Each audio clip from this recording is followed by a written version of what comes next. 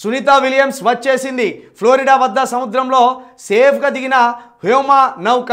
ఆమెతో పాటు తిరిగి వచ్చిన మరో 3 హోమగాములు.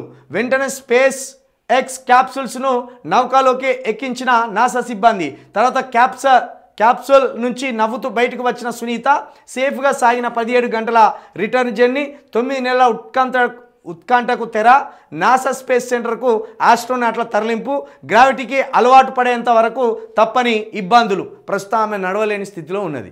నాడి వ్యవస్థ, కండర వ్యవస్థ, కంటి చూపు, కొంచెం మాట్లాడే విధానం, వీటన్నిటిలో కూడా ప్రస్తుతం ఆమెకు చాలా ఇబ్బంది. ఆమెకు ఒక్కదానికే కాదు, ఆమెతో వచ్చిన మిగతా 3 కూడా అట్లనే ఉన్నది. లేవలేరు. చిన్నపిల్లల లెక్క ఆమెను లేపి వెంటనే నాసా సెంటర్లోకి తీసుకొని పోయిండ్రు. ప్రస్తుతం ఎన్ని నెలల వరకు ఆమె నడుస్తుందో నడవదో తెలియదు. ఇక్కడున్న గ్రావిటీకి ఆమె శరీరము అనుకూలించాలి.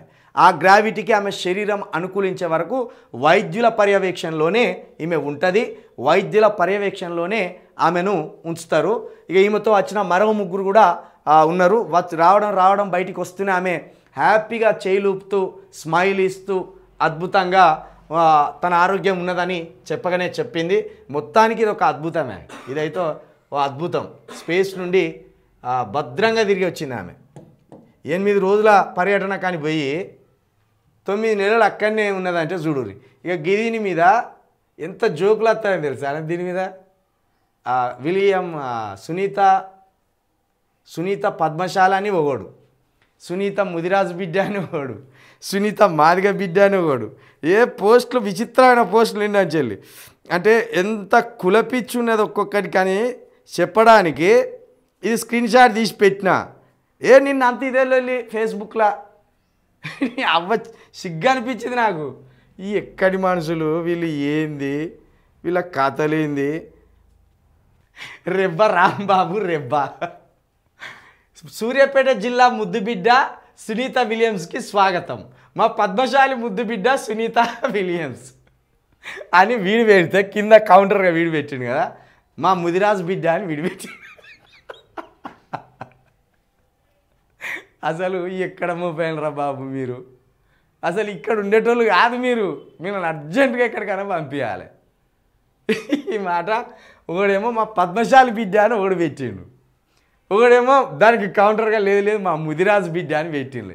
ఇంకా ఇందులోకి మాదిగా వారు మాలవారు ఎంటర్ కాలే. ఇంకా నయం అసలు ఇటువంటి ఫస్ట్ ఎవరు క్యాచ్ చేసుకుంటారు అంటే కమ్మ వాళ్ళు క్యాచ్ చేసుకుంటారు. కమ్మ వాళ్ళన్నా బ్రాహ్మణులన్నా క్యాచ్ చేసుకుంటారు. ఈ ఒక మనిషి మన భారత సంతతి మూలాలు ఉన్నాయి ఒక మనిషికి అనగానే ఏం చేస్తారంటే గూగుల్లో సెర్చ్ చేస్తారు, వీళ్ళ కులమేంది, వీళ్ళు ఎక్కంచెల్లి వేయంలు, వీళ్ళు మనోళ్ళ కాదా.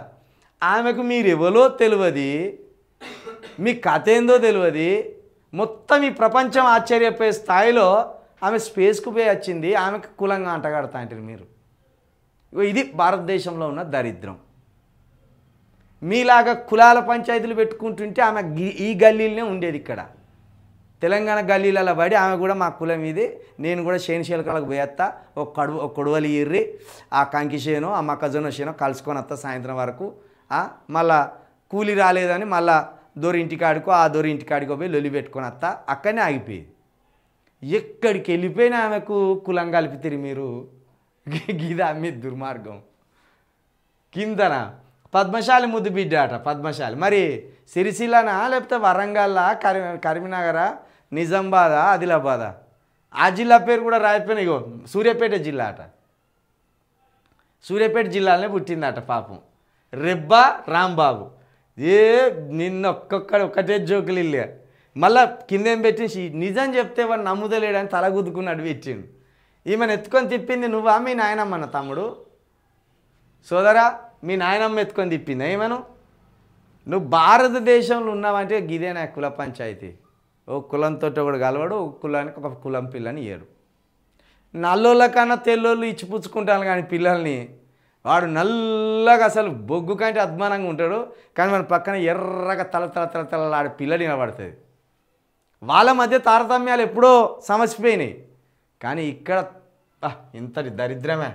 స్పేస్లో పోయి వచ్చిన ఆమెకు కులం అంటగట్టి ఆమె మీద ఫేస్బుక్లలో టైంపాస్ చేస్తూ మీ జీవితాలు ఏందో మీకు అర్థం కాకుండా ఆమె మీద టైంపాస్ చేస్తాను. ఏం చేస్తాం, ఏమని వృత్తం ఇక దీన్ని.